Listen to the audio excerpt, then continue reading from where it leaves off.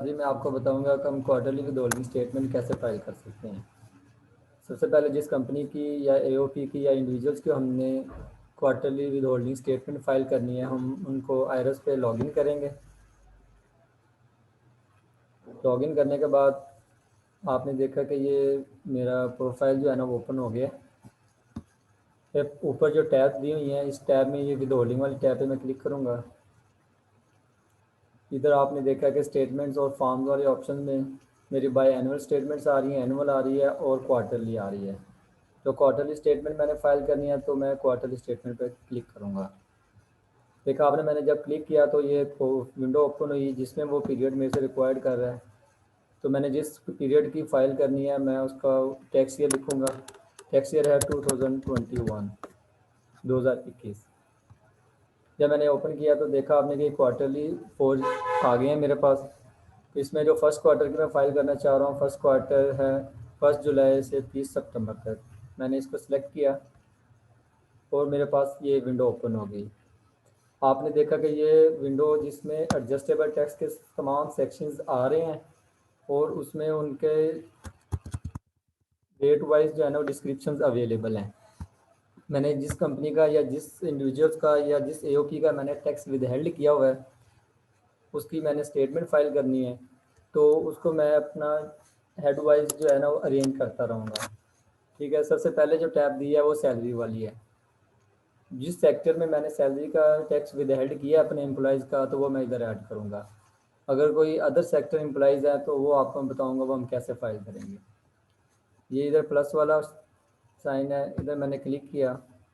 ये आपने देखा कि ये रजिस्ट्रेशन नंबर है। रजिस्ट्रेशन नंबर मेरा एनटीएन नंबर है और मैं एनटीएन नंबर मेरा सीएनएसी नंबर है। मैं अपना सीएनएसी नंबर एंटर करता हूँ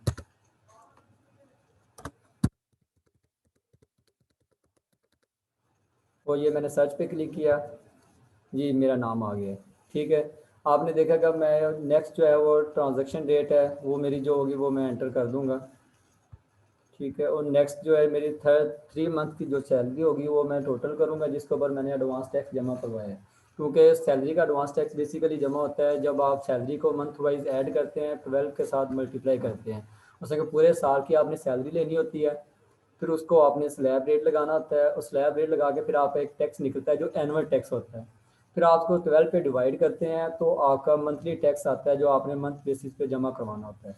ठीक है, हमने क्योंकि 3 मंथ की स्टेटमेंट फाइल करनी है, क्वार्टरली फाइल करनी है, तो हम 3 मंथ्स का जो सैलरी बनेगी और 3 मंथ का जो टैक्स होगा वो हम ऐड करके लिखेंगे। और टैक्सेबल अमाउंट लेट्स सपोज मेरी 3 मंथ की है 1,40,000, वो मैंने लिख दी। और नेक्स्ट जो मेरा टैक्स विदहेल्ड हुआ है, जो मैंने टैक्स विदहेल्ड किया वो मैंने लिख दिया लेट्स सपोज वो 250, और ये मैंने ओके किया। ये मेरा डाटा सेव हो गया सक्सेसफुली। इसी तरह नेक्स्ट अगर कोई दूसरा एम्प्लॉई है तो उनका डाटा ऐड करूँ तो ऐसे सेम एज इट इज़ मैं ऐड करता रहूँगा।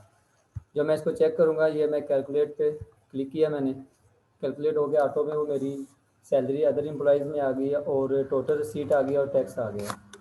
ठीक है, ये मेरी मेन पेज पे आ गई। इसी तरह अगर मैंने किसी और हेड में अपना टैक्स विद हेड किया है किसी भी क्लाइंट का तो वो मैं इधर एंटर करूँगा। इसी तरह सेम अगर सैलरी का है, अगर उस प्रॉफिट ऑन डेट है और रेंट का मैंने टैक्स विद हेड किया, जो भी मैंने टैक्स विद हेड किया है वो मैं इधर एज इट इज़ ऐड करूँगा, उसकी डिस्क्रिप्शन दूंगा और इसको फिर बाद में मैं चेक कर सकता हूँ।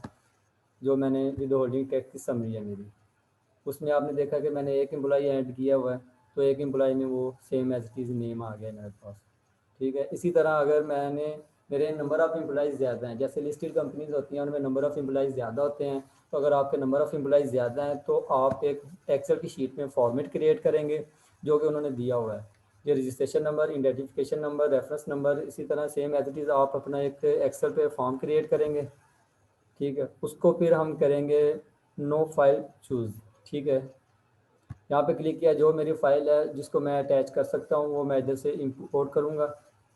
वो इंपोर्ट करके वो सेम एज इट इज़ मैं जब क्लिक करूँगा तो वो मेरे पास file same as it is आ जाएगी। इधर जहाँ पे ये एम्प्लॉयज़ वाली डिटेल आ रही है यहाँ पे वो मेरी फ़ाइल आ जाएगी जितने मेरे एम्प्लॉयज़ होंगे और उनका data same as it is amount इधर आ जाएगी मेरे पास मेन विंडो पे। और उसके बाद जो मैंने पेमेंट जमा करवाई होगी वो मैं अपनी पेमेंट यहाँ से ऐड करूँगा। ठीक है, अगर मैंने कोई भी चालान जो जमा करवाया होगा वो मेरा सेम एज इट इज़ इधर आ जाएगा, उसे मैं ऐड करूँगा। ऐड करने के बाद मैं इसे सेव कर लूँगा। दोबारा अगेन डाटा पे वापस आया हूँ मैं, वापस आके मैंने कैलकुलेट किया है, कैलकुलेट करके मैं सेव करूँगा। और नेक्स्ट मैं अपनी विद होल्डिंग समरी भी चेक कर सकता हूँ कि मैंने किस साइड में कितना टैक्स विद हेल्ड किया और कितना जमा करवाया।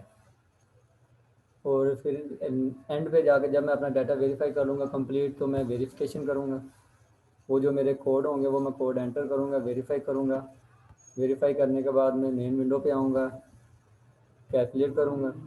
कैलकुलेट करने के बाद मैं सेव करके इसे सबमिट कर दूँगा। ठीक है, इस तरह मेरी quarterly with holding statement submit हो जाएगी।